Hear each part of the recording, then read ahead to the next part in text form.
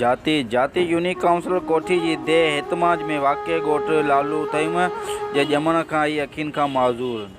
25 सालनि जो मामून सिद्दीक़ वलद अब्दुल वाहिद तइम हाणे हलण फिरण खां बि लाचार थी वियो आहे। सरहदी वारनि खां मदद जी अपील। जाती तहलके जे यूनिक काउंसिल कोठी जी देह हितमा में वाक़ लालू तइम जे ॼमण खां ई अखियुनि खां माज़ूर। 25 साला मामून सिद्दीक़ वलद अब्दुल वाहिद तइम जेको नाबीन हुअण बावजूदि मज़दूरी करे पंहिंजो पेट गुज़र कंदो हो, पर हाणे संदसि माहू पीउ फोत थी वियनि बैदि मज़दूर ग़रीब ऐं लाचार थी वियो। मज़दूरी ग़रीब ऐं लाचारी जा पहाड़ किरण बैदि मुसलसल बीमार रहे थो। दर्द धिका संदसि मुक़दर बणिजी चुका आहिनि। हाणे इन वक़्तु हलण फिरण खां बि लाचार थी वियो आहे कि इंसान मसीहा जो मुंतज़र आहे। रिपोर्ट आबिद हुसैन शाह, शाहीन न्यूज़, जाती।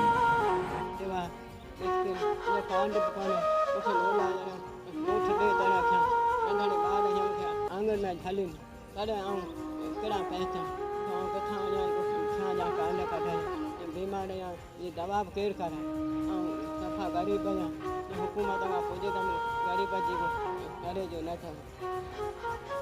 अखियुनि नूर जो आहे तोखे नज़र आयो तुंहिंजो कॾहिं खां वठी मां जा पंहिंजे खां मसीह ते किलो खरा बस लोला ॾियूं वारस अथिलो अलाह खां ख़बर कोन्हे लोला मिलनि